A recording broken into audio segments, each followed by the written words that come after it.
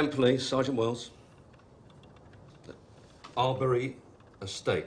That's the block at the end, is it, sir? I don't suppose you got the registration number, did you? No, you sit tight. We'll have a car over right away. Lambert, Arbery Estate. Who's the nearest?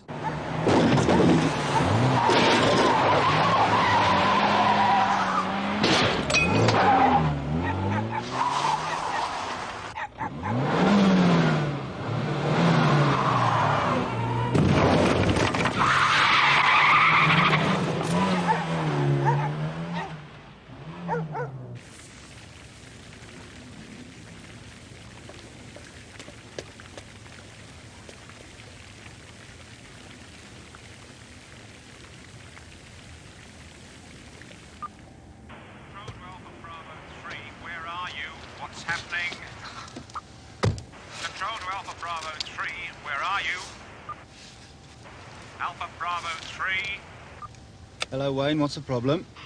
I've been calling you for the past 10 minutes. Must be in a blind spot, or else the radio's on the blink. I've been checking the precinct. Another one of your bits of spare, more like. Fat chance of that. Yeah, all right. Arbery Estate, we've got a hit and run. Arbery Estate, right.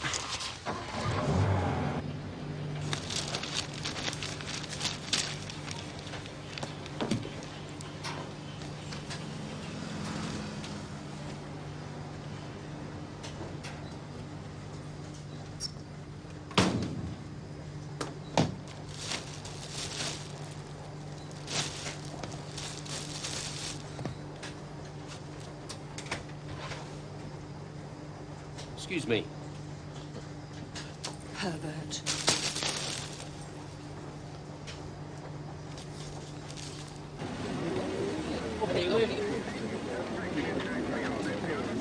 Okay, let's go.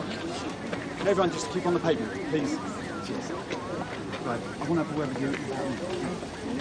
Right, now, where were we?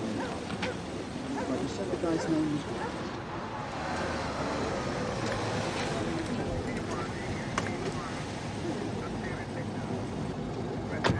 Okay, ladies and gents, come on. Time for bed. Come on. Has anyone got a telephone I could use?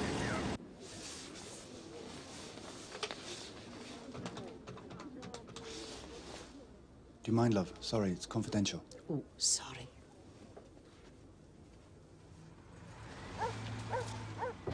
Hi, it's me. Can you talk? Look, sweetheart, I don't think I'm going to be able to make it back tonight. Oh, Constable, you still here? Oh, yes, you're fiddling my crime returns, aren't you? How you getting on? Sorry to say it, but I just can't make any sense out of your figures. No, neither can I. Still, keep at it. Tell me something, do I look like a pervert to you? Sorry? Forget it. Oh, yes. 2 more break-ins reported. Oh, I'll tell you what you do. Stick them in the unsolved robberies file. If that's full, shove them in the waste paper basket. You're not serious, of course. No, Detective Constable Webster, I'm not serious.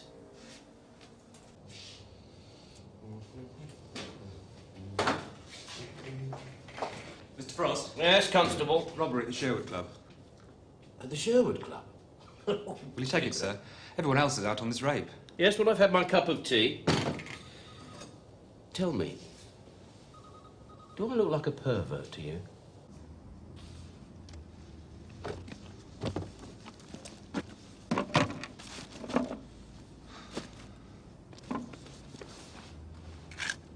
Mike. I don't believe it. Oh, hang on.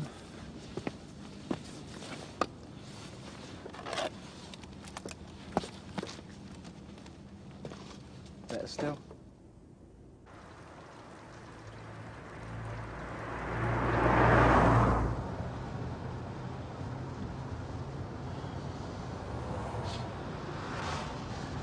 You don't say a lot, do you? Sorry? So you don't say a lot. I was brought up to speak when I had something to say.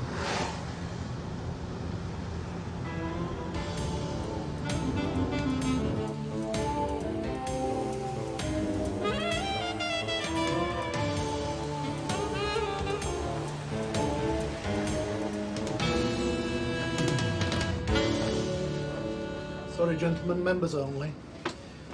Armenian Express, tell Mrs. Bowman that the Sheriff of Nottingham has arrived, will you? Bowman, Archer. Sherwood, Forest. Sheriff... Forget it.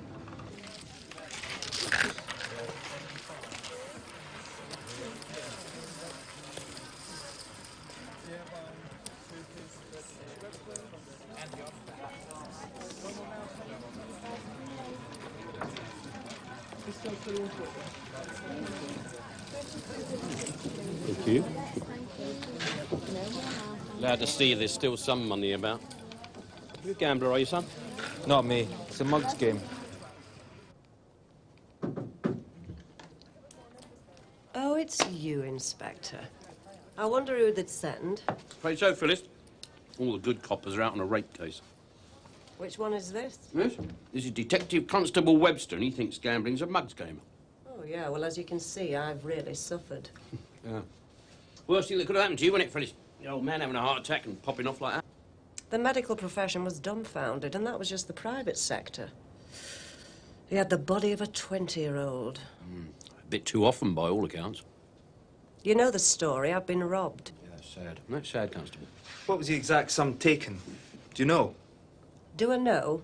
Of course I bloody know. £5,138, it being Monday on one of our slack nights. What time was it? Just gone 11. It's gone 11. That was hours ago.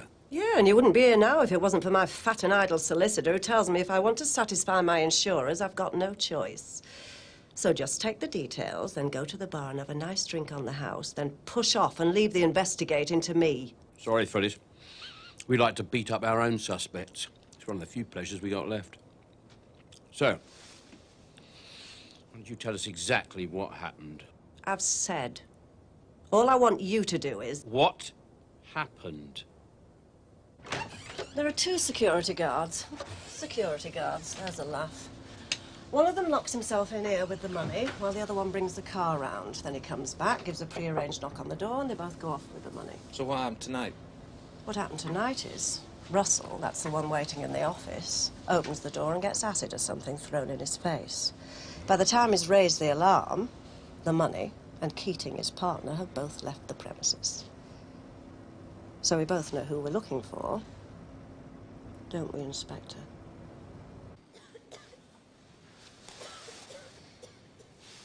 Hello, Leslie. It's your old friend Jack Frost. How are you diddling? Mr. Frost. What time is it? Never you mind about that. I've been hearing about how you fought like a tiger to save Mrs. Bowman's money from being nicked. I didn't have nothing to do with it. I swear I didn't. I'm sure you didn't. Come on, tell me what happened. Me and Tommy are in the office, checking all the monies there, you know. And Tommy gets this call from reception saying there's been a call from the hospital. His mum's been taken in. They want him to ring back urgent. So he goes round to reception to make the call. Well, I didn't make the call from the office. It's the internal line only. Yes, all right. Go on, so he goes round to reception. And I lock the door. A couple of minutes later, he gives a knock. I open the door. Only it isn't him. Someone chucking stuff in my eyes. I'm in terrible pain. I'm blinded and everything. I tried to grab him. He's bashing me over the head. Bashed you over the knuckles and all, did he, Leslie? Yeah, well, she's a hard lady. Where are they, Leslie? Where's who? Tommy Keating and the 5,000. Sounds like a religious pop group, doesn't it? I swear, we didn't have nothing to do with it. Oh, come on. Called away on a mysterious phone call. Do me a favour. Yeah, all right. It was stupid. His mum has been ill. I mean, Tommy's been worried sick about her. We just didn't think, you know. And besides... Besides what? Well, we didn't think it'd ever happen. I mean, who'd be crazy enough to cross Mrs. Bowman? I mean, not me. Not Tommy, that's for sure. That's it, I'm starving. Let's go and get something to eat. What are you doing here? I'm with the hit and run, sir. They're operating on him now. That's his wife. Slept through it all, apparently. Didn't even know he got out of bed until a neighbour knocked to tell her what had happened. Poor old cow. What's his chances? His skull smashed, he's hemorrhaging internally, and he's 72 years old. No.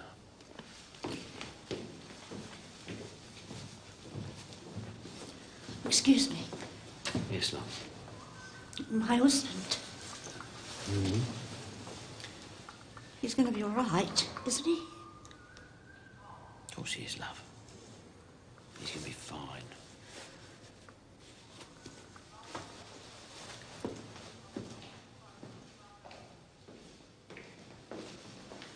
Why there's a horse? He's going to die. And you bloody well tell her.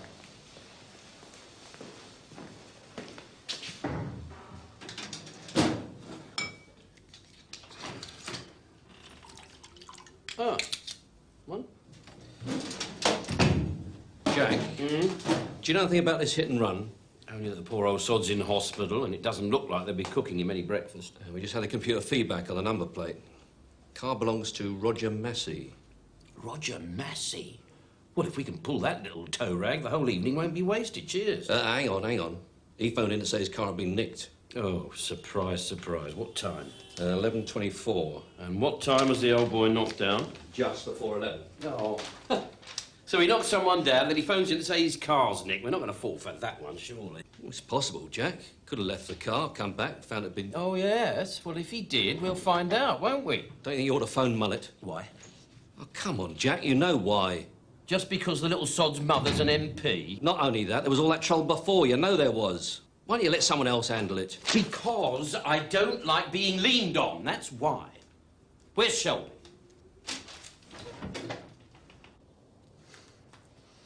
Shelby? Blimey, Gov, you frightened the life out of me. You got in there, the crown jewels? Yeah. Look, this hit and run, any chance that anyone could identify the driver? Doubtful, sir. By all accounts, the car had tinted windows. No, well, the owner reckons that his car was nicked, so I want these details checked, double-checked and checked again. Is it all right if I have a cup of tea first? No, do it now.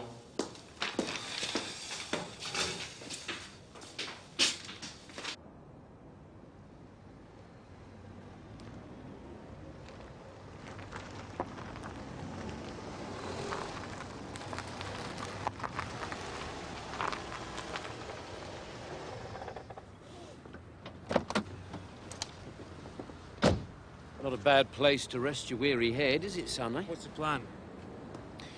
Close your eyes, lower your head, and charge. I don't know, I haven't given it much thought. Go in, chat him up, see what happens. What line's he in? Young Roger. He's a property consultant. His mummy bought him his own business. No other bugger would have him. I take it he's not on your Christmas card list. He's arrogant, he's nasty, and he gets away with murder because of who his mother is. Money and privilege, my favourite colour scheme. 100 years ago, he would have been riding around on his big black horse, half pissed, enjoying himself, knocking down the local peasants. Now he does it in his big black limo. Come on, come on. Be fast asleep at this time of night. After what he's done, no way, son, you don't sleep. You stay awake polishing up the lies you're going to tell the fuzz when they turn up. If he won't answer, there's not much we can do about it. You reckon? Denton Police. I'm phoning from outside that new block of flats. Sorry, sir, can I... I said I'm phoning from outside that new block of flats. Halley House in Beach Road. There's someone on the 4th floor. The 4th floor balcony trying to break in. Can I have your name, please, sir? Eh? No. Control to Inspector Frost. Come in, please. Frost. Lambert here, sir. We've had a report of somebody trying to break into the flats at Halley House. You're near there, aren't you? Fairly close. He won't like it, you know. He could be in there with his head bashed in. He could be out. There is that, certainly.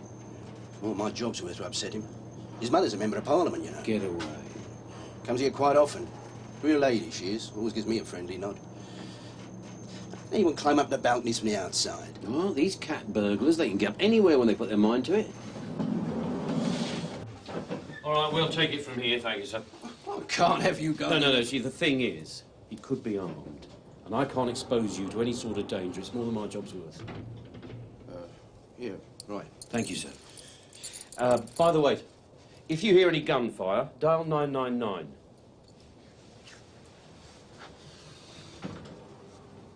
Can you hear someone groaning? Quite right, so can I. Mr. Massey! Mr. Massey?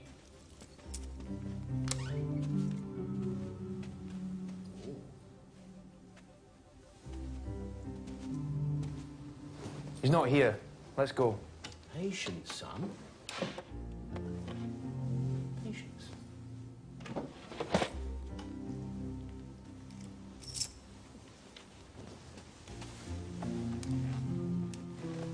We ought to leave.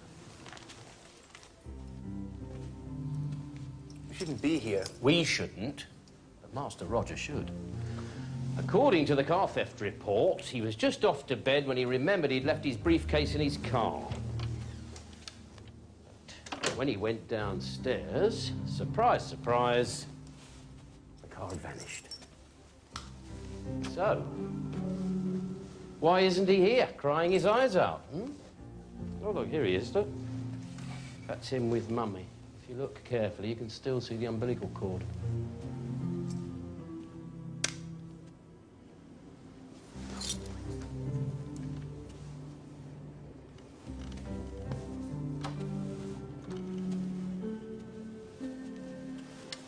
What are you looking for? Dunno. Bits and bobs. This and that. Anything will prove that he's a liar. Which he is. Especially where motor cars are concerned.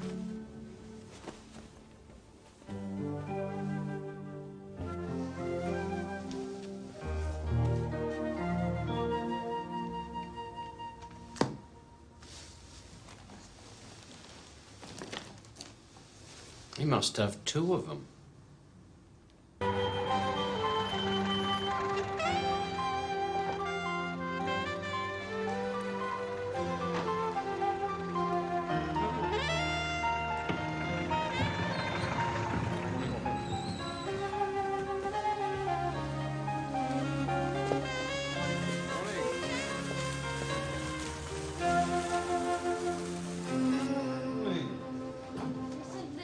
For you at last. Anything else? No, just Mr. Newman and your appointment at the town hall. Give me some coffee, would you? Oh, and Sophie, close the door on your way out. That's a good girl.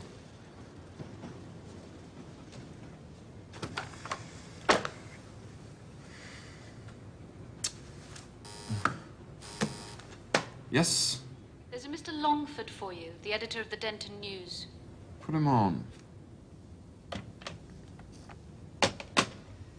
Good morning, Mr. Massey. Sandy Longford, Denton Evening News. We have met, actually, with your mother. Yes, I do remember, Mr. Longford. What is it you want? I was hoping you'd give me a statement about last night. All I know is that my car was stolen. I understand that the victim is in a very serious condition. Victim? What victim? The hit-and-run victim. Didn't the police tell you? Now, Mr. Hickman, they don't expect him to...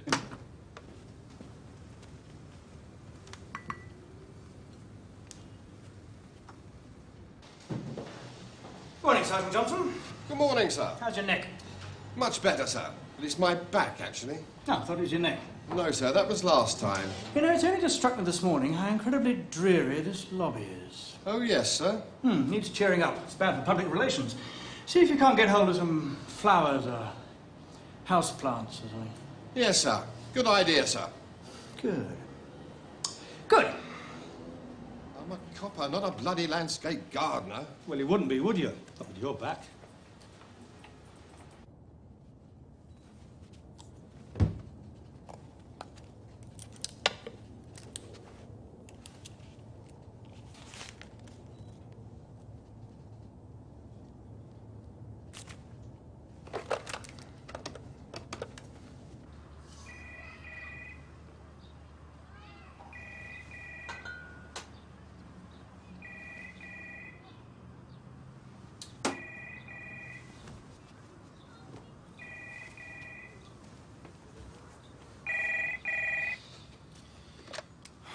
Frost. It's Johnny. Oh, hello, Johnny. How's your neck? It's my back, not my neck. Anyway, Mullet wants to see you. Too sweet. Oh, I thought he might. Someone's told him about Roger Massey, haven't they? You should have told him yourself, Jack. You know all that trouble there was before? No, don't you start. Tell him I'm ever so sorry, but I'm popping round to see if Tommy Keating is still in residence. Please yourself.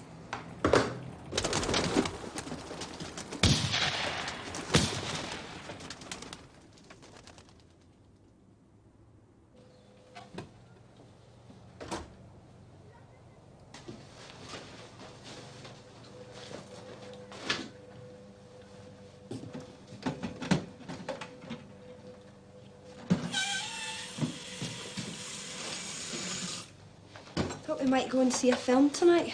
I'm working. Thought you had time off. It's been changed. Well, I might go on my own then.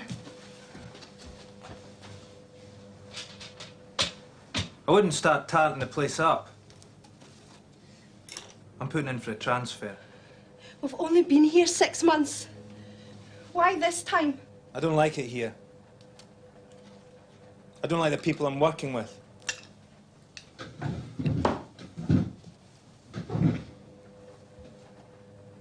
All right.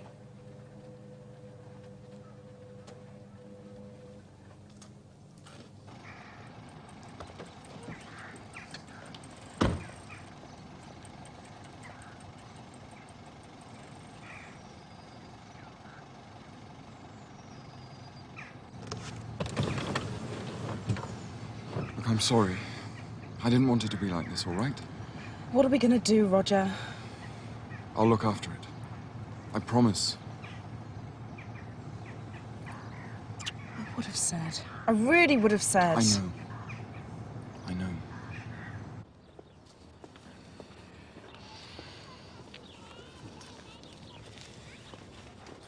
All right, Constable. Amaze me.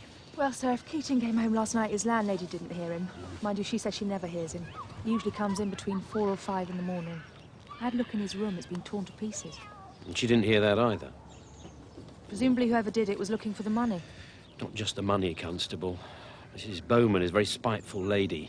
He who pinches my purse steals trash, but he who filches my good name gets both his legs broken. That reminds me, my washing machine's up the spout again. Obviously, I had to tell you. But please, I don't want you to get involved. Of course I'm involved. My son. Did you really think they'd keep me out of it? My God, they'll have a field day just like they did the last time. You and your damned cars. If your father was here... Well, he isn't here, is he? Swear to me that you had nothing to do with it. I had nothing to do with it.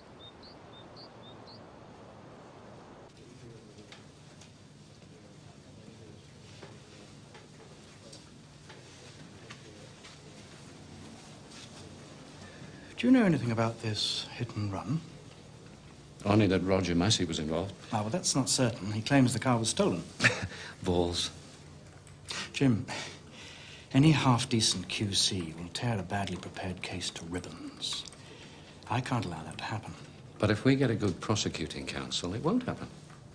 You know what I'm trying to say, Jim. Don't make me spell it out. I think you better, sir. I'm concerned that the wrong officer may be in charge of this investigation. Well, you're not suggesting someone else should take over, are you, sir? Because a lot of people might see that as being, shall we say, influenced by external pressure. I'm trying to preserve the reputation of this force. Then I'm sure you'll give Inspector Frost all the support he requires. I know the rest of us will, sir.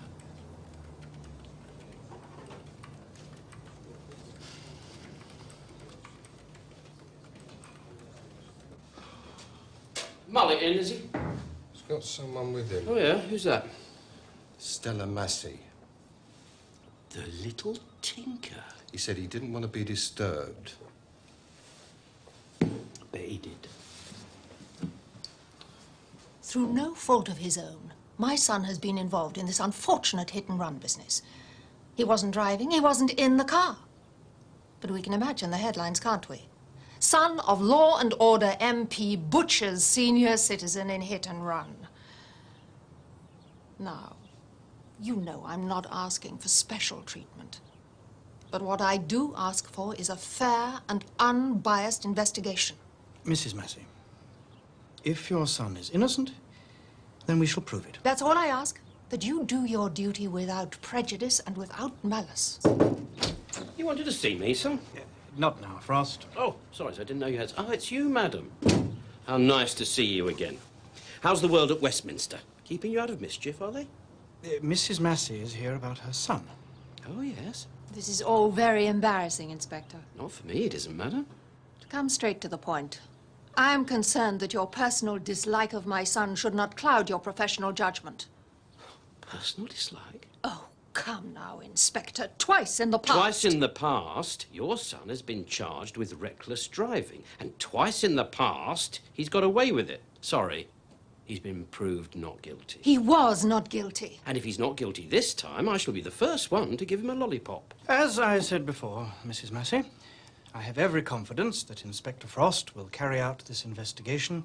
Innocent until proven guilty, Inspector. Quite right, madam.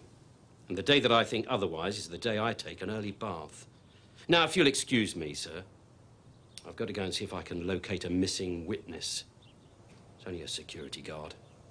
No one of any importance. You do know that Mr. Massey and his solicitor are waiting downstairs, do you? No, I didn't, sir. Thank you very much for telling me. I won't keep them a moment longer.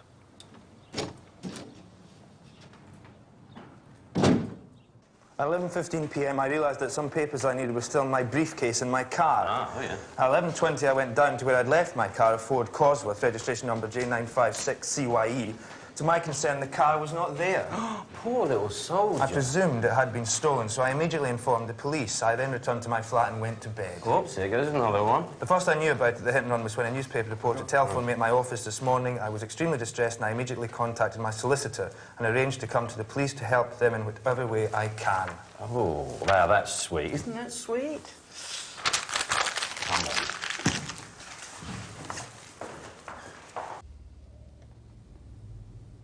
Right, that's it.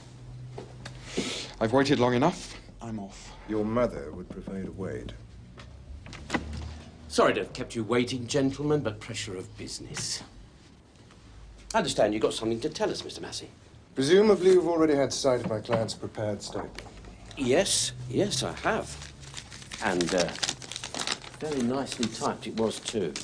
Oh, before we proceed, I've got some good news for you, Mr. Massey. We found your car.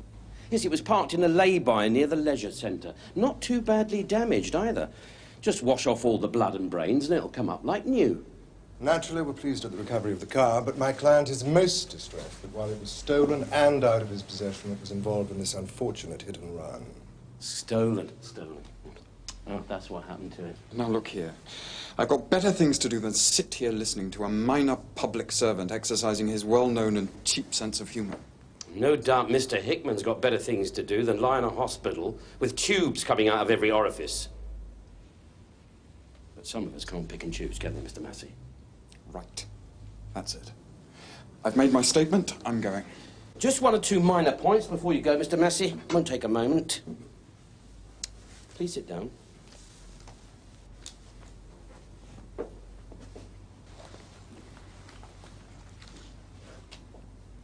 Thank you.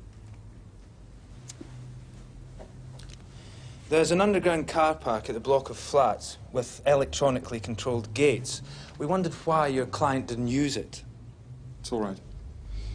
I do use it. Not always, it depends. On what, sir? On how idle I'm feeling. Satisfied? When we found your car, the briefcase wasn't in it. You said you went to your car to fetch the briefcase. I think that before Mr. Massey answers any more questions... I've told you it's all right. Presumably it was taken by the thief. Oh, of course. A briefcase full of office papers, a very valuable commodity. That reminds me, how many briefcases have you got, Mr. Massey? One. How many do you think? Oh, I don't know. You know, Christmas presents, things like that. Well, I think that's all, gentlemen. Just one more thing, Mr. Massey.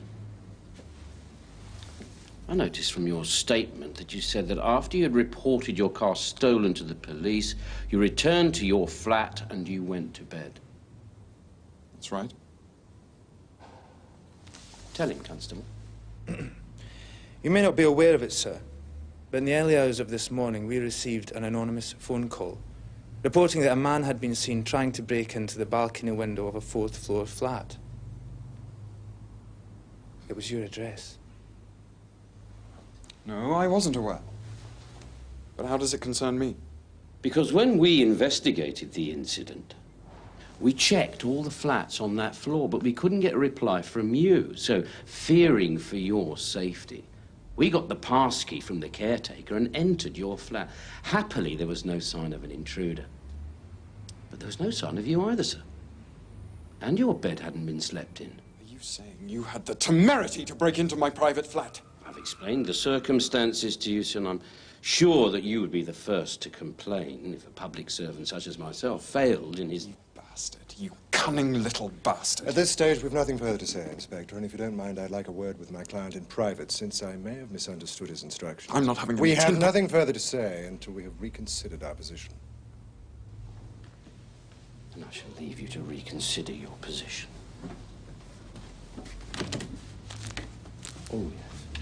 And I think it's only fair to mention, so we can get all the porkies over in one hit, we've got a witness that's seen your client drive his car away from the block of flats yesterday evening. I'll send in a cup of tea and some aspirins, shall I?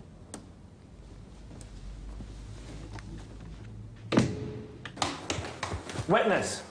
What witness? Well, why should he be the only one allowed the occasional porky? Look, I don't want to get involved in this. We should do things Oh, late. stop being so bloody prissy. If you don't like my methods, you go upstairs and complain. He'll only be too pleased to listen. In the meantime, you buck your ideas up. You're getting on my nerves.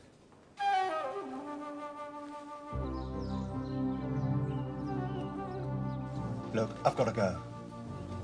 I don't know. Look, I'll speak to you later.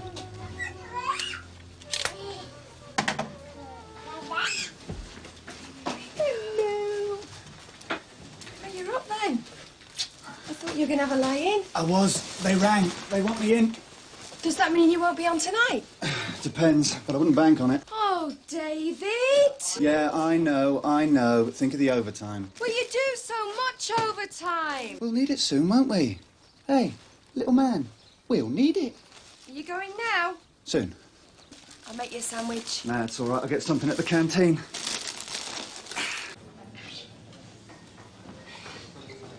You know the latest, don't you? Mullet wants vases of flowers in the lobby. Stuff the manpower. Let's have more flower power. Jack, about this Roger Massey business. All right, Jim, all right. I'll handle it with kid gloves. Scouts on them. Hmm? Yeah, well, watch your back. All right, thanks. You right, George? That reminds me, Tommy Keating. See if you can find out where he's gone, will you? Any pointers, Gov? Yeah, well, if it was me, I'd start at Greenland and work up. How's your love life? One of these days, someone's going to chop your hands off. I'm sorry I spoke.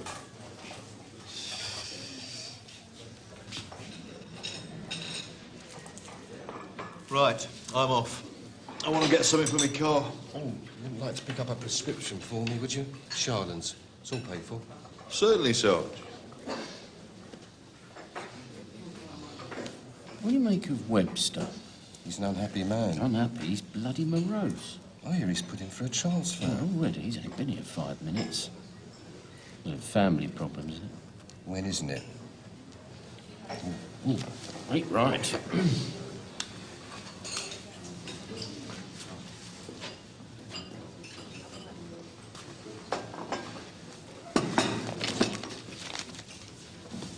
How's business?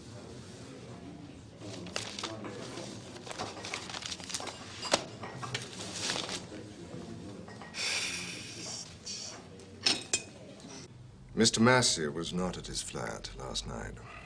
He spent the night elsewhere. Mind telling us where, Mr. Massey? I was with a girl. Why didn't you tell us this before? Because because it was difficult for me. My mother doesn't approve. Oh, your mother doesn't approve. All right. Look, I'm trying to tell the truth, all right? How long were you with this girl? From about 6:30 yesterday evening until a little after 8 this morning. The car was stolen from outside her flat. I didn't want my mother to know, and so all right, I panicked and I lied. I had no idea the car had been involved in a hit and run when I phoned the police, or I would never have tried it on. No, of course you wouldn't. Mr. Massey was with the young lady all night. They didn't go out. And she will, of course, corroborate all this. We would prefer that she was not involved, but if necessary, yes, of course.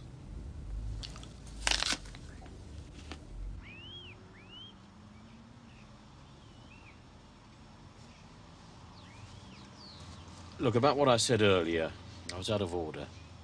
I apologise. That's all right, Gov. I hear you got some problems. Look, if there's anything that you want to do... Hey, up.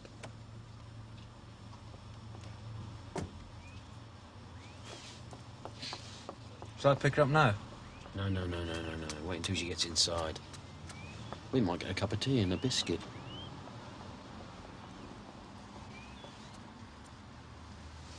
How do you mean? I've got some problems.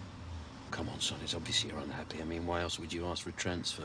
I told you I put in for a transfer. I just heard, that's all. That's supposed to be confidential. Yeah, well, you know what it's like in the nick. Word goes around quicker than yesterday. But it's personal. Nobody's business but mine. All right. All right, son. Fair enough. Not another word. Last night. That was my night off. He came round and we stayed in. All night? All night. What time did he arrive? About 6:30. He was going to go home at about 11:15. But when he went downstairs, his car had been stolen. Well, that must have upset him, cars being his pride and joy. He certainly wasn't pleased. Anyhow, that's how he came to spend the night, all right? His mother doesn't approve of you? Why is that, I wonder? I've no idea. Maybe it's the colour of my eyes. Now, unless there's anything else, I have to get ready for work. What is your work, Miss King? I'm a croupier at the Sherwood Club. Well. Well, she was robbed last night, Mrs. Bowman. Robbed? You've made my day.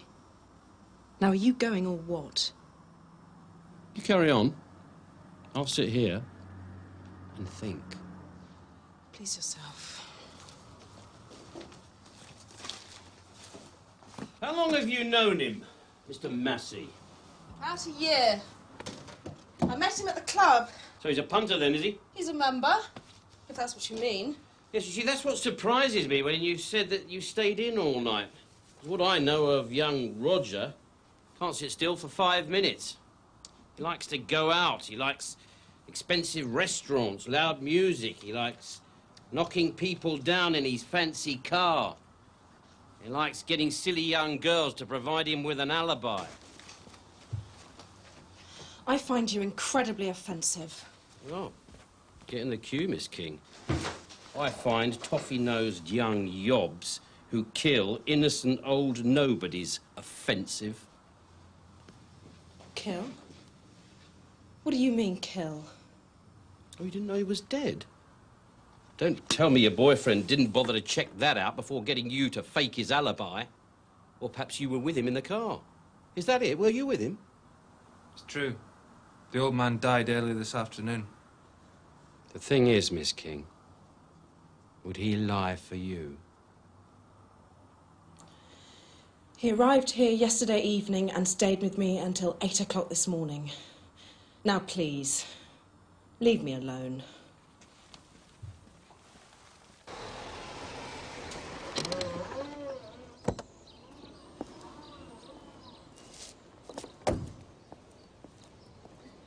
You'd like to see me, sir? Yes.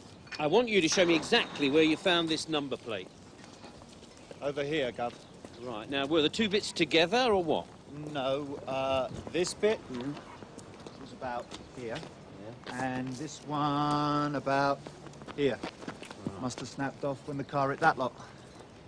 How many number plates do you know that have fallen off? No, it's too bloody convenient. Did they look for the screws like I asked? Yes, nothing. Thank you very much, Shelby. Thank you.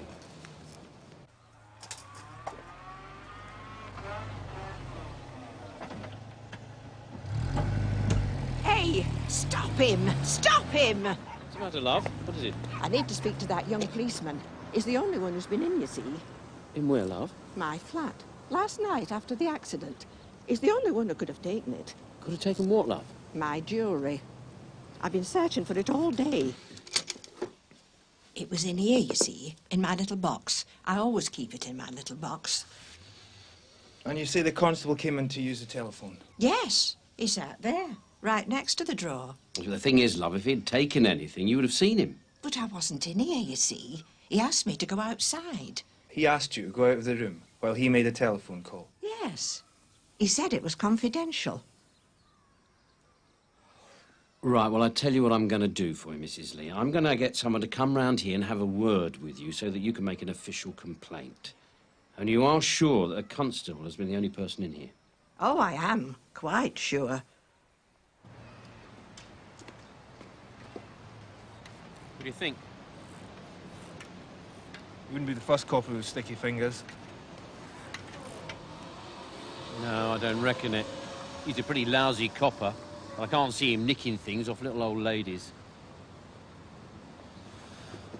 On the other hand... On the other hand, what? Well, last night when I went to talk to him, he was by his locker and he shut the door really quick, like he was worried in case I saw something inside. No. Don't believe it.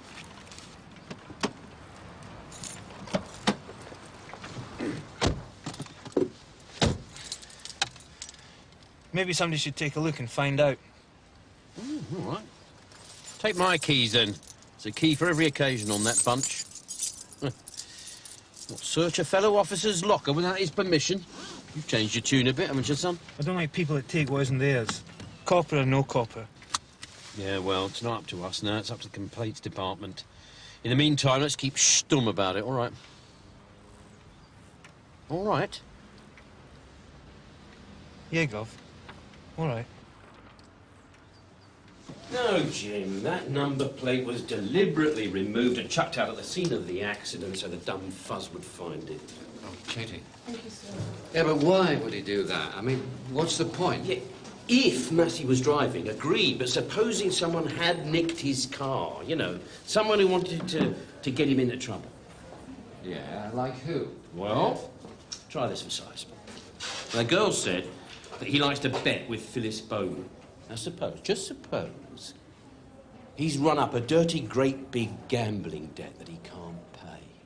So, she puts the screws on young Roger by getting one of her cowboys to nick his car, drive around the countryside, you know, causing a lot of trouble, throwing the number plate out of the window so that we know who we're looking for, i.e. warning Master Massey that there is worse to come if he doesn't pay up. But it all goes wrong because the cowboy knocks down the old man. He panics, dumps the car and legs it. The car was found near the casino, if you remember. Well, there's a lot of loose ends, Jack, but I suppose it's possible. Yes, because the only trouble, if my theory is correct, that makes Master Massey innocent, which goes against all natural justice. Make Mullet happy, though. God. Oh, it's even worse. Just going to pop round the corner for a pint.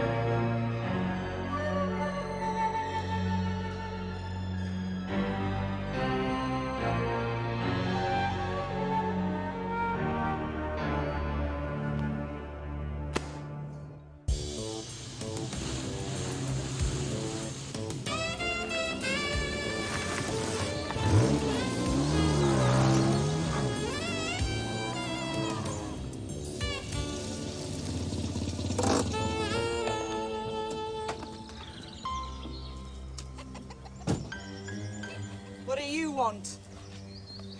Just a couple of days, all right? You in trouble? Just a couple of days.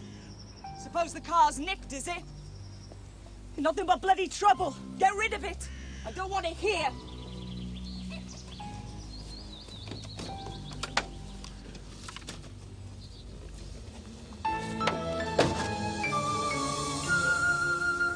Very briefly, criminal intelligence believes we have an armed man on the patch. Ronald Arthur Eustace. Now, he lived here in Denton until about 8 years ago, so some of you will have had dealings with him. I know you have, Jack. That's right. This afternoon, he was one of 3 men involved in an unsuccessful bank raid in London, in the course of which the security guard was shot. They split up, and as I say, Eustace is believed to be heading in this direction. He's armed with a shotgun and believed to be driving a stolen red Renault 5, registration number E391PNW, although chances are he's ditched it by now. I'm asking the Assistant Chief Constable to rubber stamp the issue of firearms to authorized officers. Anyone here? Right, as soon as you get the word, report to the armory. And remember, all of you, if seen, he's to be approached with caution. I want all sightings reported immediately to control, and what I don't want are any bloody heroics. Understood? Sure. Right, that's it. Ronnie Eustace, eh, Jim? Oh, dear. He must be coming up in the world. You know, the last time I pulled him was for blagging a sweet shop. Always was a bit of a nutter. Excuse me, sir. Yes? Sorry to bother you, but we've got Mr. Gordon from County on the phone. It seems that the absence of your crime statistics is holding up the computer returns for the entire country. Are they really? Go on. Where the hell have you been? Listen, I know you're upset. You've a right to be upset, but there are things I had to do. You do know he's dead, do you? You do know that old man's dead. You do know what we've done, do you? Miss King, I'm Stella Massey. Come and sit down. Why don't you? There you go. No Sergeant. DC Webster. Sign there, please.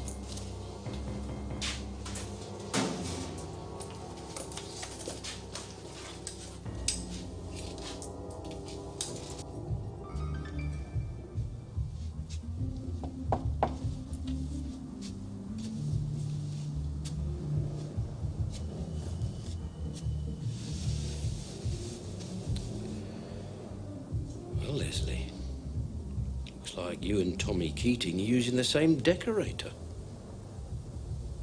She didn't have to do this. Why'd she have to do this? One way or another, she thinks that you've dented her reputation. I used to be in the fight game. I mend. This is my home.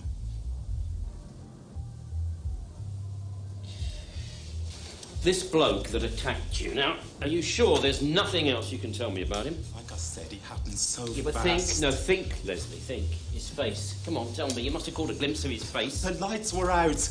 He turned the lights out in the corridor. Yeah? Come on. His eyes.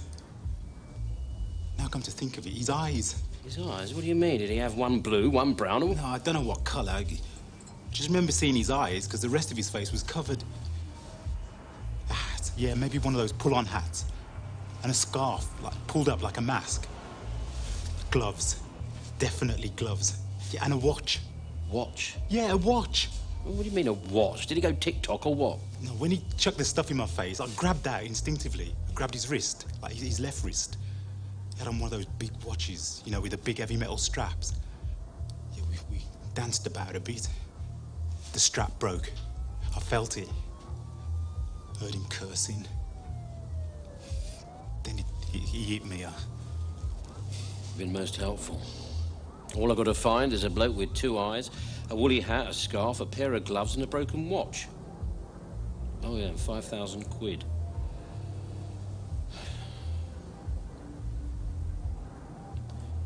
Do you want me to do anything about this? What's the point?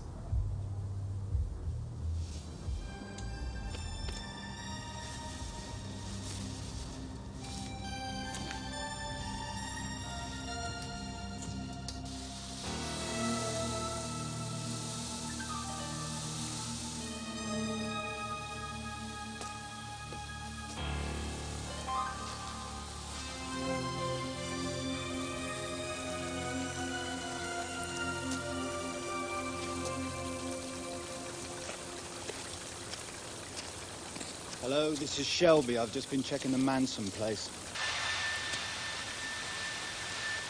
Are you getting me? This is Shelby.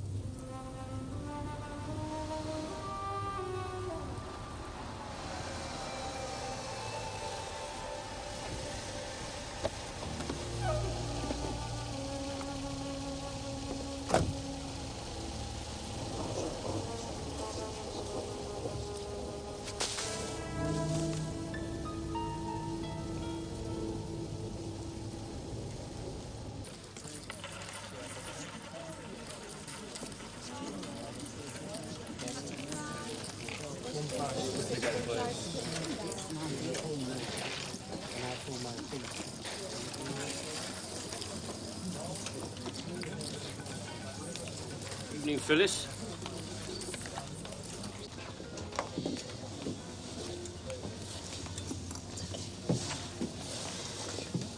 Have you got my money back yet? No, not yet. Anyway, you've been up to your old tricks again, haven't you? Knocking down doors, breaking up furniture, and you promised me you wouldn't. Okay. I'm sure you're far too busy to stay for a drink. Do you know Roger Massey? Why? Look, just answer yes or no, Phyllis. It's important. Of course I know him. He's one of my regulars. Knocks around with one of my girls. How's his luck?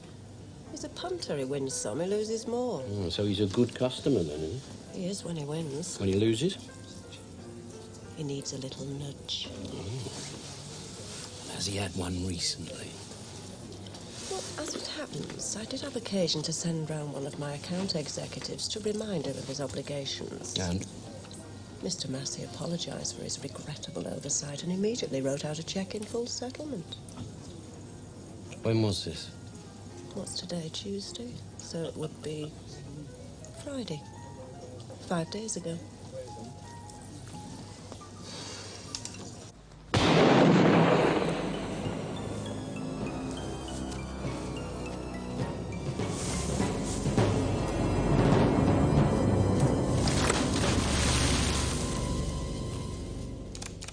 So, If he paid Phyllis some money back 5 days ago, she'd have no need to set the dogs on. All right, I was wrong. It's just that bloody number plate, Jim. It just doesn't figure. How are you doing with that robbery? Well, whoever pulled it certainly knew all the systems. Even knew old Tommy Keating's mum was in hospital. It's got to be an inside job. You still don't fancy the 2 security guards? No, I just don't see it. I mean, if they were going to stitch her up, they would have picked a night when she'd got at least 20 grand in the till. Listen, it may be nothing, but Shelby's gone missing. He what? What do you mean, gone missing? Well, he's supposed to sign off half an hour ago. He's only doing a part shift, but he hasn't shown up. So I get him on his radio? He's not answering. And according to Lambert in control, he hasn't made any sort of contact in the last 2 hours. You can't lose a copper in a patrol car. Yeah, you know what I'm worried about, don't you? What if he's come up against this lunatic with a shotgun and got himself into trouble? He wouldn't go in on his own. He'd call for backup. Oh, I don't know, Jack. Some of these young coppers fancy their chances against anything. Yeah, well, you can tell him from me it's a mug's game. Yeah, and besides, his radio's been on the blink all week. I mean, we thought it was there much of his fun and games. That's why we weren't too concerned earlier. But if it is on the blink, and he has come up against this bloke... Well, have you tried his home? He might have gone there. And not without sign off first, he wouldn't. No, I'll try Mrs. Shelby anyway. I want to use some tact. We don't want her worried unnecessarily. In the meantime, we take no chances. You better cancel all leave and get the off-duty men in. We'll have to organise a full-scale search. Hope to Christ we're wrong. Who's going to break the news to Mullet? Control Alpha Bravo 3, state your position, please. Come on, Shelby, you're not up to it again, are you? Answer the bloody thing.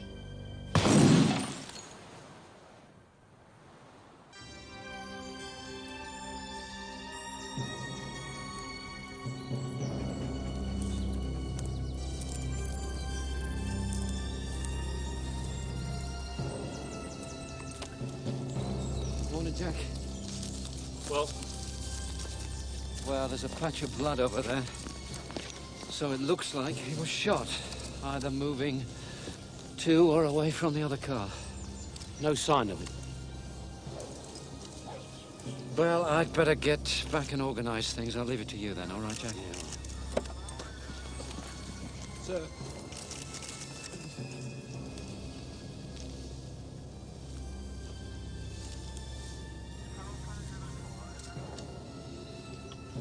Morning, sir. Right, John, let's have a look in the front. Sir.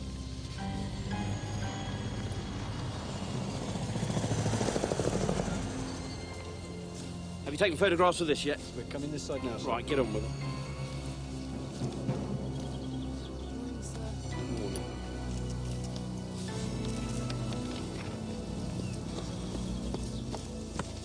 Where the hell have you been? I went home. You know I did.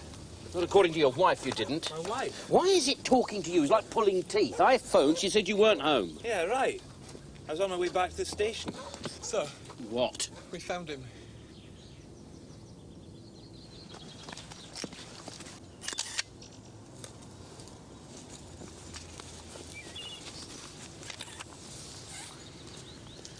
All right, son, go on. Go and get a cup of tea.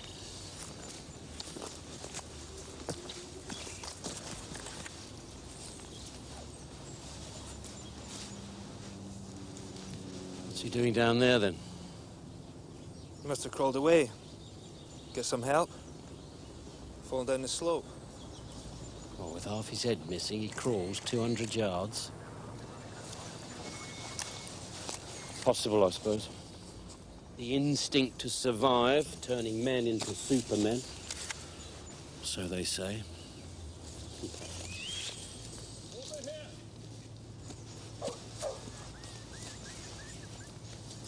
Have they found anything? It's what they haven't found that interests me. There's not a drop of blood in the car.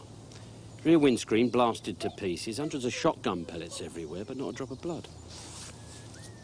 Presumably he was already out of the car. And why fire the shot? Maybe it was a warning not to try anything. And then shoots anyway. Not very sporting of him, was it?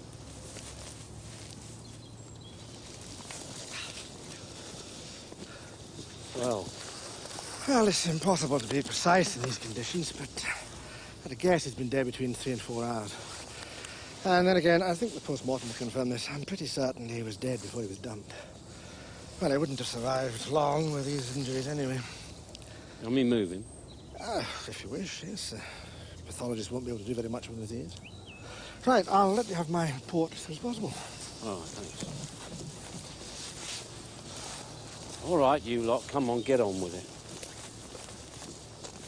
Come on, let's have him out of there.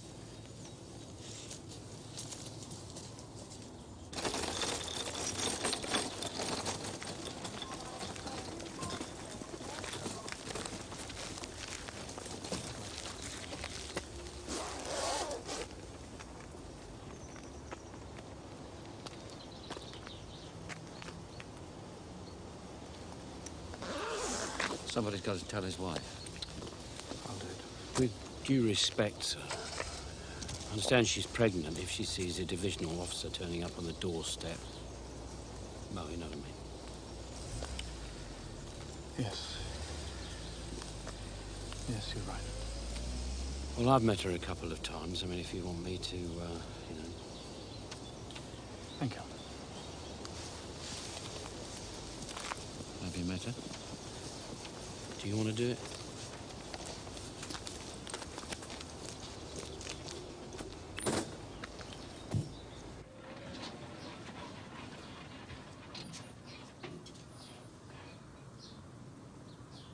How long have you been in?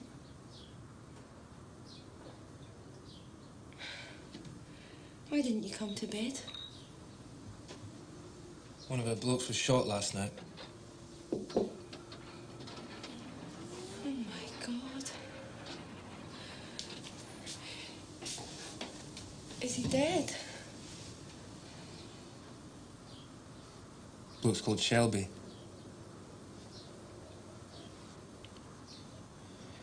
You met him, actually. At that retirement do.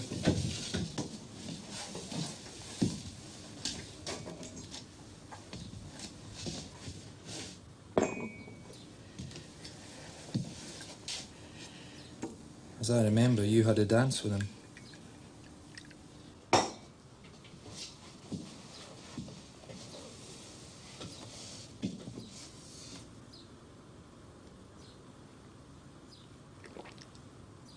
Dave Shelby. Bit of a ladies' man by all accounts.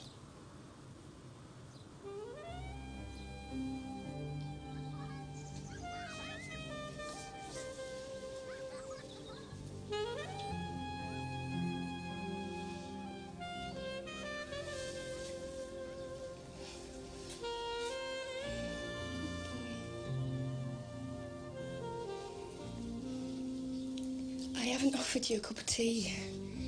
I should have offered you a cup of tea. No, that's all right, love. What about you? Do you want a cup of tea or something? No, no. I'm fine, really. Come on, sweetheart. Here we go. He loved his work, you know. That's why he did so much overtime. He said it was for the money, but I know it was more than that, really. It's the job.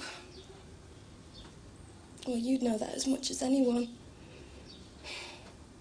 Policemen. They're all the same, aren't they? He was a good man, you know. I know everyone says that, but I couldn't have asked for a better husband and father. He brought me flowers every week, you know. Ever since we've been married, a great big bunch of flowers every Saturday without fail. I always knew there was a chance something might happen to him. I mean, in your job. We used to talk about it sometimes. And he said if anything did happen, then he wanted me to... I'll have to tell his parents. It'll break their hearts. Oh, God.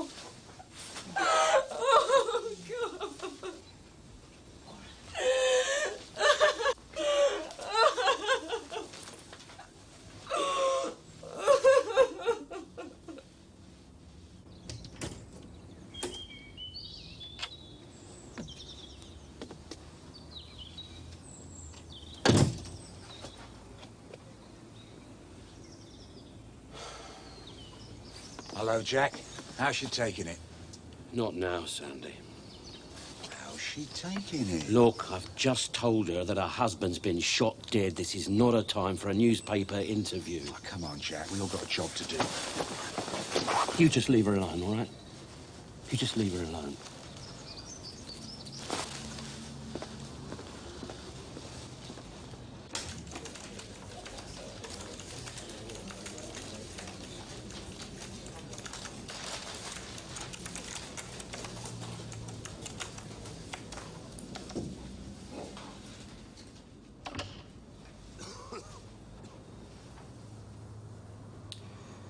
David Shelby was a young officer, a young husband and father, with a promising career ahead of him.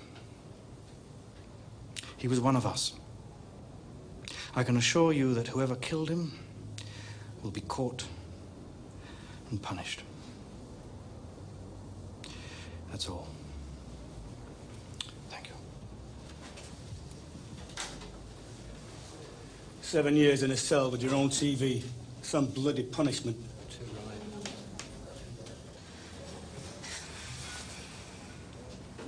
I wonder if she knew what kind of a bloke he really was. You stand there listening to all that wonderful husband and father stuff and you think, you poor cow, if only you knew. Maybe you do know. Maybe he was a wonderful father and husband. The sort that can compartmentalise. Lead two lives that don't cross, Jekyll and Hyde without the complications. Yeah, I suppose so. And what the eye doesn't see, etc., etc. Most of the married men I know depend on it. Sounds a bit bitter, Constable. No, sir, just realistic. Tried it with me once. Would have been quite flattering if I hadn't known he'd tried it out with everyone. I mean, you expect to get chatted up. And most of the times you can handle it, but with him, I don't know. There was just something really unpleasant about him. What do you mean, unpleasant? I did a stint of night duty with him, in the car. And of course he started chatting me up, which I could handle. And then it got dirty, the things he was saying. He asked me if I wanted to have a look at some of his special photographs. Photographs he'd taken of girlfriends before, after, and during you know what. That was his big kick, apparently. And suddenly it was getting heavy, and I started to feel very uneasy, and I had to say to him, listen, I don't want to hear this. Any more of it and I'll report you, all right? And I meant it. And he turned it into a joke. He was very good at turning things into a joke. The great salve to the male ego. I was only kidding. Why are you getting so upset? I don't even fancy you. After that, he just went through the motions. The odd grope, the odd suggestive remark. Good old Dave, the ladies' man. Sorry, I didn't mean to do a demolition job on him. Why did you do a proper job? Say he wasn't even a very good copper. But not a thief. Sorry? Not the sort that would nick old ladies' bits of jewellery. Not from what I knew of him. A lousy copper, a pervert, but not a thief. Not too bad an epitaph, is it, Constable? I took the car without him knowing. He'd fallen asleep and I wanted some cigarettes. Someone had blocked my car in, so I took his. I hadn't driven it before, and after I got the cigarettes from the garage, I decided to go for a ride in it. It was exciting to drive after my little car, and I kind of got high on it, seeing how I could handle it. I didn't know I'd hit the old man. I swear it. I didn't know I'd hit anyone. I knew I'd hit those dustbins or whatever. I knew I'd taken that turn too fast.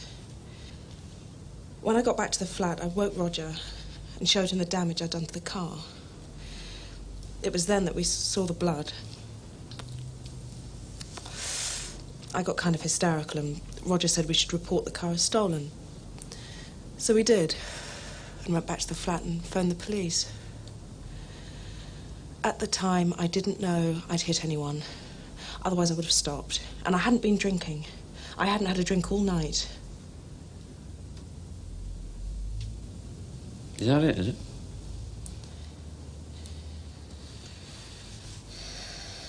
Time is 11:26. I'm concluding this interview. If you'd like to make a formal statement to the constable here, I'm going to confirm all this with Mr. Massey. In the meantime, you'll have to wait here, I'm afraid, in the cells. Thank you.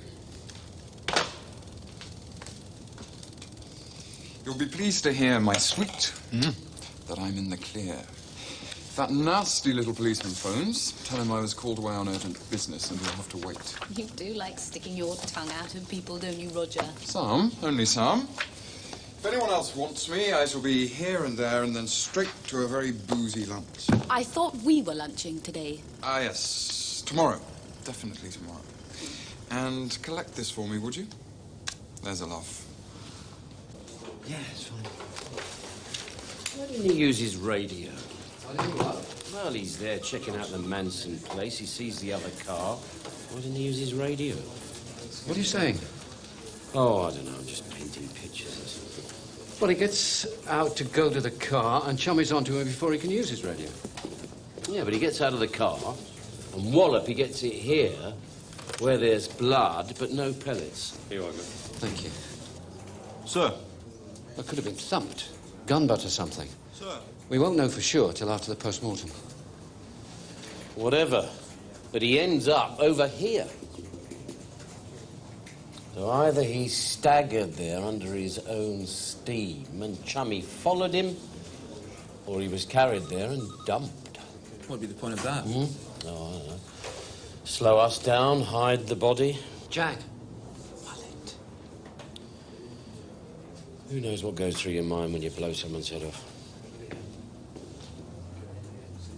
Yes, one of the things I want to do, of course, is to protect Shelby's widow. She's already given us permission to have her telephone calls intercepted, and I've arranged for a man to stand guard outside her house to keep the press and TV boys away.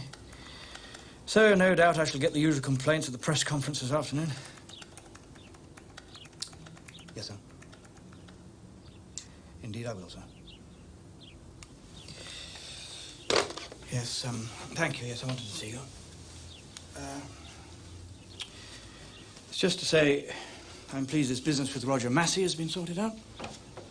Well, the girl's made a confession. I'm just waiting for Roger Massey to confirm it, which of course he will. Whereupon you, no doubt, will charge him with falsely reporting the theft of a car, wasting police time. Conspiracy to pervert the course of justice, making false statements, and anything else that I can think of. Because you know, sir, and I know, he's bought that girl off. Unfortunately, you can't prove that. No. Not without a bit of luck. And I'm due for some. Who knows?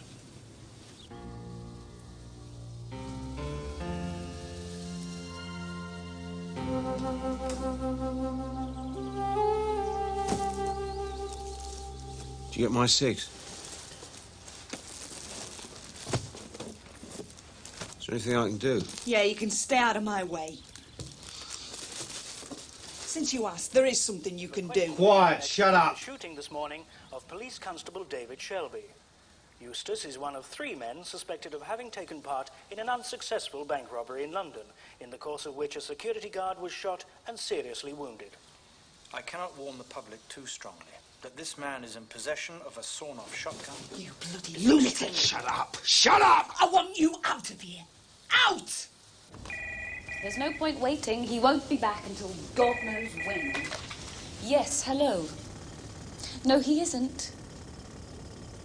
Yes, thank you. Upset you, has he? Yes, if you must know, I'm pissed off with him. Pissed off. Listen, I heard about that policeman. I'm sorry. Yes, thanks. It's not good. Look, would you tell Mr. Massey that the longer he plays silly buggers with me, the longer his girlfriend will sit in the cell? It's not much of a threat, I know, but I've been up all night and I'm not at my best. You should have asked me. I knew he couldn't have been driving that car because I saw him. Saw him what? At the Sherwood Club. Not in it, outside, sitting in her car. Whose car? Her car, I said. What do you mean, Miss King's? Miss King, the flavour of the month. Who do you think? What do you mean, you saw him? I was there, with a friend. Another pain in the Dordogne. We had a row. We left early. As I was leaving, I happened to see Roger sitting in her car. He was probably waiting for her to finish or something.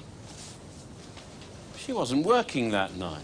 All I'm saying is that he couldn't have knocked the old man down because he was in the car park. Why didn't you say this before? Because I wanted to see him dangle for a change. Are you sure it was him? I mean, why would he sit in the car? Why wouldn't he go inside? I don't know.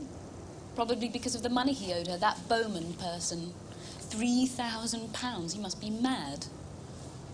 I heard that he'd paid her off. He gave her a cheque, if that's what you mean. What, you mean it bounced? If it didn't, I don't know why not. There was nothing in the account. I should know. I keep the books, if you can call them that. So, he signs a cheque Friday night for £3,000. The bank can't clear it till Tuesday morning because of the weekend. And it doesn't bounce.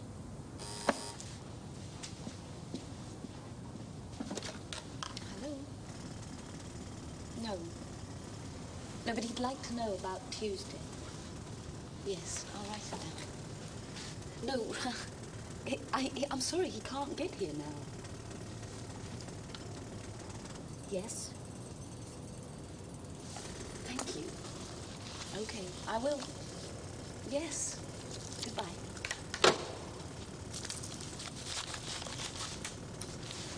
You know what I think, Miss, Hamilton? Hamilton? I've got this theory that for every bit of bad luck, you get compensated by a bit of good. Is that what they call lateral thinking? How'd you like me to buy you a cheeseburger? Yuck.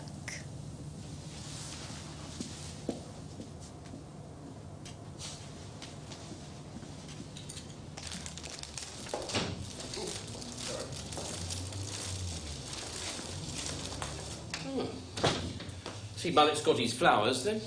You can be an insensitive sod at times, Jack. Yeah, well, maybe it is time I hung my boots up.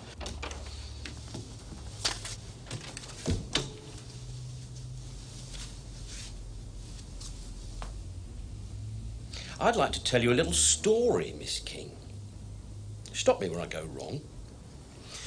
Once upon a time, there was this parasitic prince who owed a lot of money to the Wicked Witch of the casino.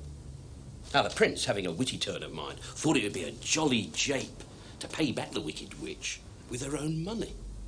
So, with the help of Lady Julia, who was beautiful but knowledgeable in the ways of the two brokers' men, Tommy and Les, he does the business.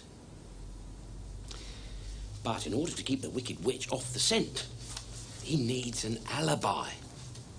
So, he gets the beautiful Lady Julia to drive round the countryside in his chariot, making a lot of noise and throwing the number plate out of the window, so that Mr. Plod, the policeman, will take out his thumb from his mouth and point it directly to Prince Roger, who thereupon will admit, "Yes, officer, 'twas I that caused the public nuisance."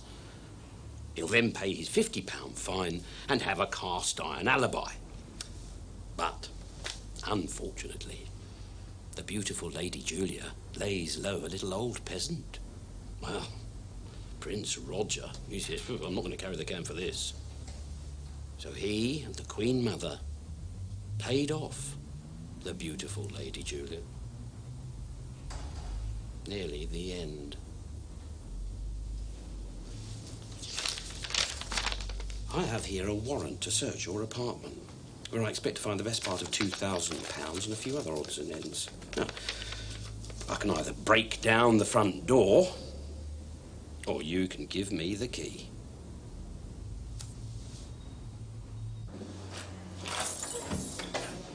What's all this, then? I was taking a liberty, Gov. Looking for your keys. I'm not that blind, Constable. It occurred to me, well, they'll be empty in Shelby's locker. And if he did take that jewellery, and they find it, well... It could bring more grief to his widow. That's what I was thinking about, yes. And you were to go and remove it, were you? If it was there, yes. You change your tune more times than a Barry Manilow recording. One minute you're king of the rule book, turning your nose up at me because I tell one or two little porkies. The next minute you're an avenging angel, wanting to break into Shelby's locker because you don't like thieves, whatever their persuasion. And now you turn out to be Mr. Softy, wanting to break into it again to protect his widow. I don't understand you at all, Constable.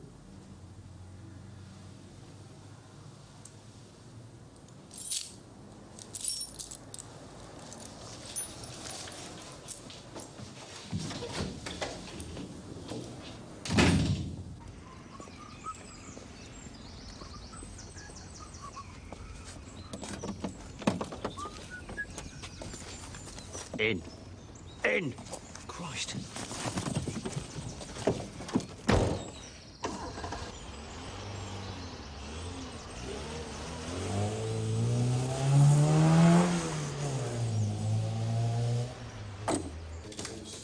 We've got the bugger!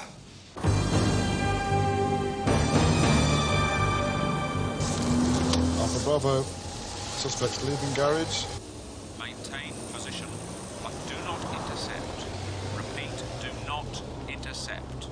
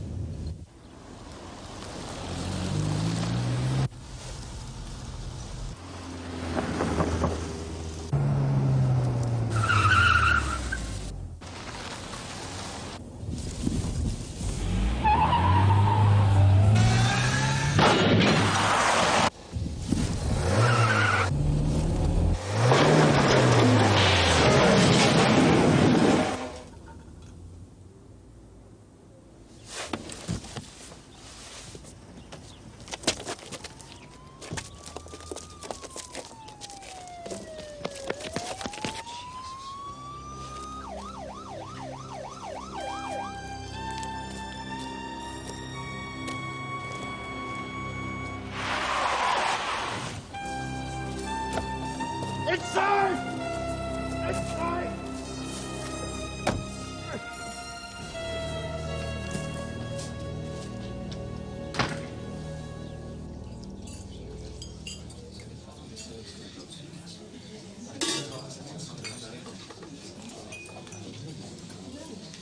Vous voulez un dessert, madame? Just coffee. Monsieur? That looks nice. Have a bit of that. Good afternoon, Inspector. Yes, it does, doesn't it? Why don't you have some? No, thank you, madam. I've just had a couple of eggs on fried bread. I'll sit down and join you for a moment, if I may. Do you mind? Thank you. Peach tart, please, Michelle. Nasty business, this hit and run, madam. Still, all cleared up now. Roger does know he acted rather foolishly, don't you, darling? I was just trying to protect Julia. Yes, very noble, sir, under different circumstances. Yes, well, thank you, Michelle. I was wrong, and I expect to be punished for it. Bravo, sir. Bravo. Oh, dear. You haven't got the time on you, have you, sir? No, sorry. I understand, madam, that not only are you paying for the young lady's defence, but you're also setting aside sufficient funds to compensate the poor victim's widow. Well, under the circumstances... And understand that you're setting up a fund for the widow and children of P.C. Shelby with a personal contribution of £5,000. And they say that money isn't everything.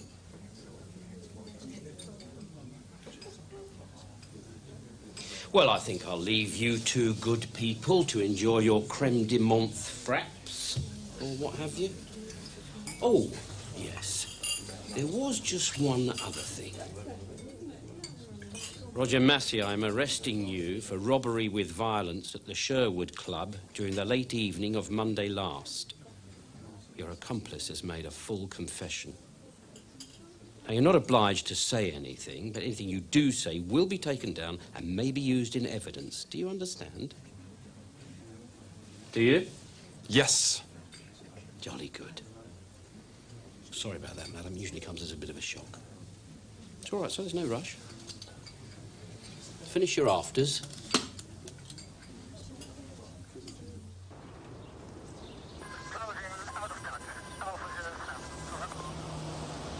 Okay, just keep those people back.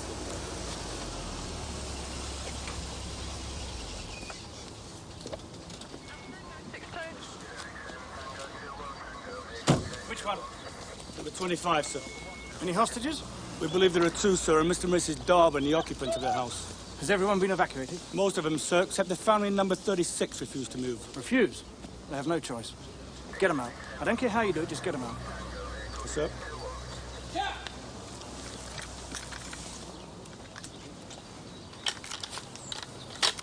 There you are. Right. You've all got your positions. And let me make it very clear. I know he's done one of ours, but if we can help it, not one shot, not one. Understood?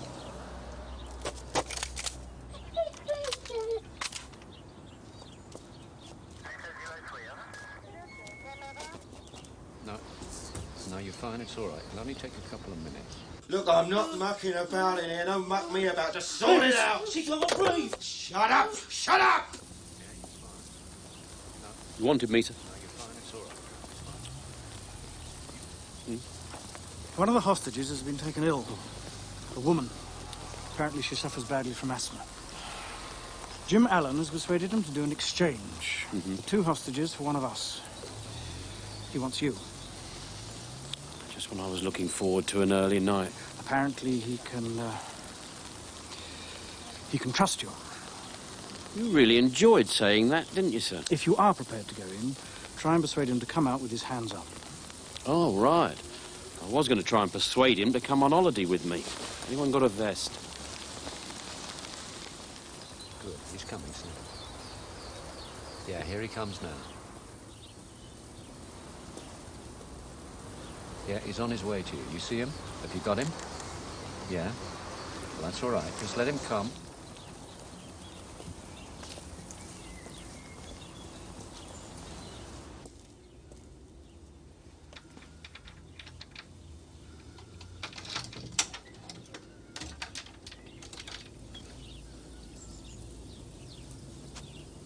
Ronnie? It's me, Jack Frost. Where are you?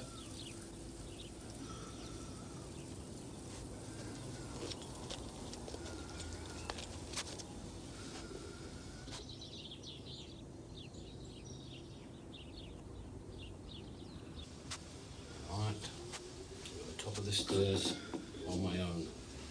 Coming in.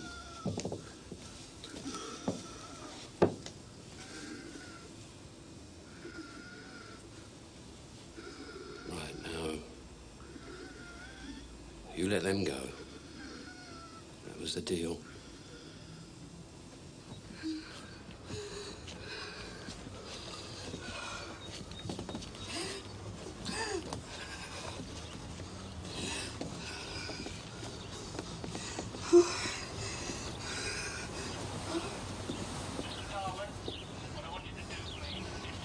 Straight ahead across the grass.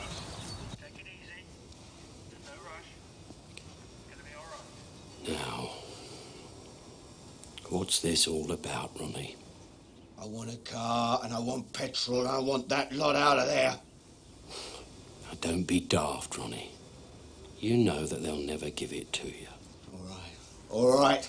They want aggravation. I bloody won't give them. Come on, you bastards!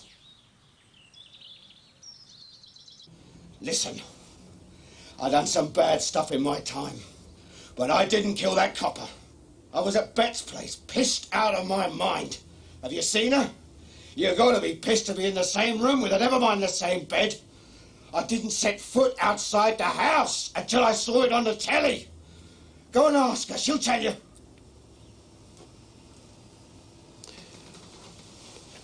Well, if you didn't do it, Ronnie, what are we doing in here? They reckon I shot a copper. One of your own. I'll show my face down there. Wallop! They'll put a bloody great hole in me.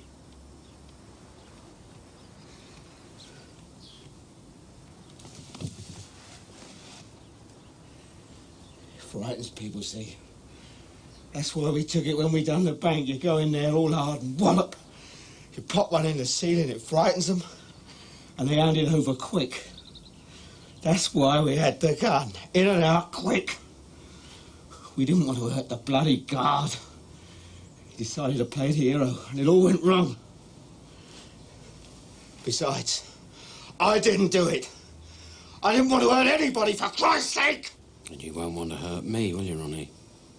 Hmm? So why don't you put the gun down, you know, before we have an accident? I didn't kill that copper, I'm telling you! Right. I believe you, Ronnie. I do. I believe you. Yeah, but it's them. You trust me, don't you? That's why you asked me to come up here, because you thought you could trust me. I am bloody scared. I don't want you hurt. And I don't want me hurt. So, let's go downstairs. Get this sorted. You better not let me down. Because I am warning you, if you've been having me on, if they start anything, I will blow your bloody head off. I will! I will! Don't do that, Ronnie!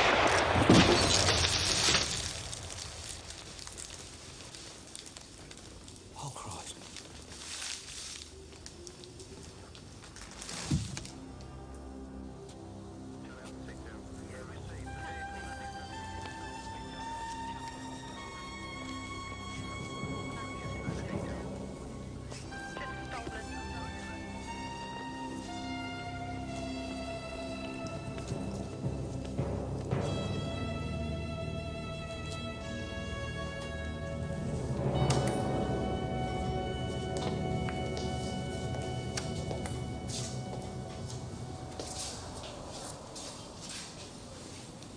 You okay?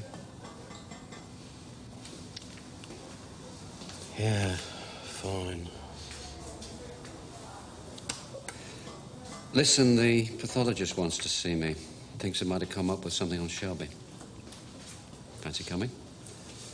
Or have you seen enough mutton for today?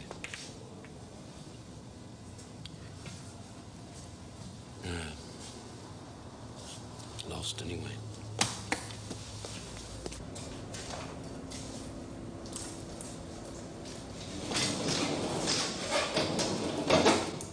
Right then. How do you mean it's all wrong? Well, Constable Shelby was shot here in the back of the head. Well, that's all right, that's fine. But it's here, this exit wound. It just isn't right for a wound made by a shotgun. So, I took some x-rays.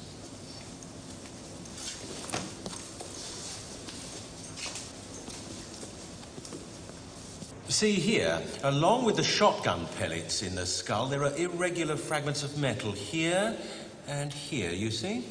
Yes, what are you saying? Well, I'll have to make further tests, but what I'm saying is that he was shot twice. Once with a rifle or a handgun, and then with a shotgun. You mean at different times and by different people? Come off it. No, I'm not saying that. I'm saying that as far as I can determine at the moment, he was shot 2 times in the head and with different weapons. Whether or not by a different assailant, I can't say.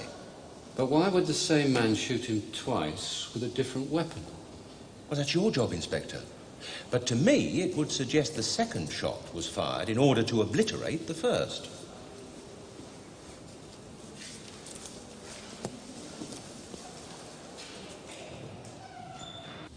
I saw the man raise the gun and aim it at the inspector. I saw the inspector raise his hands as though to protect himself. I also think he shouted something at the same time. I considered his life to be in danger, so I fired. There'll be a full inquiry, of course. And a great many questions asked. And rightly so. I cannot pretend that I wasn't hoping for a somewhat happier conclusion to this affair. But you can expect my full support and the support of every officer in this division. Yes, sir. Thank you, sir.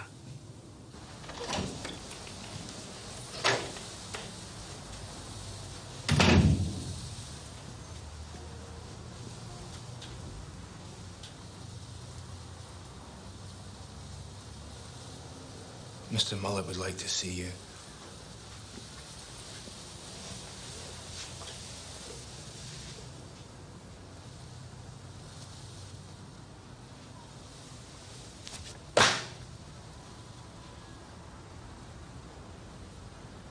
Open it. I said, open it.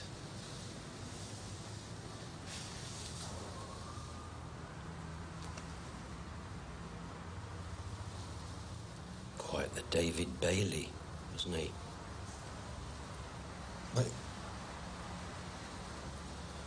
don't understand. To see pictures of your wife like that must have torn your guts out. You understand, all right. You killed him, didn't you? You shot him with your handgun, and then you blasted him with a shotgun to make it look like our friend Eustace had done it. And I'm gonna prove that's what you did. All right, just at the moment all I've got is a load of ifs and buts and maybes. But when I find that bullet, when I match it to the gun that you were issued with, which I will, I'm gonna tear you apart.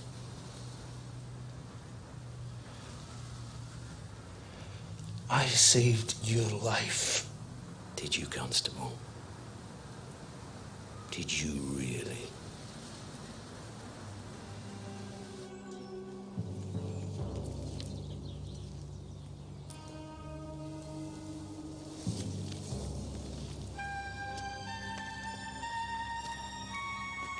Inspector!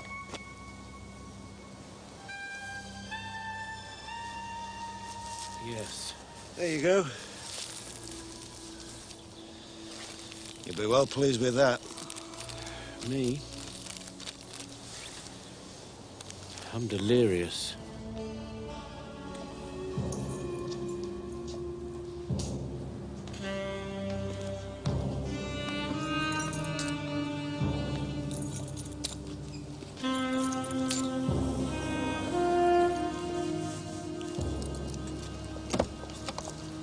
Mr. Frost? Mr. Frost? Excuse me. I was absolutely wrong about my jewellery.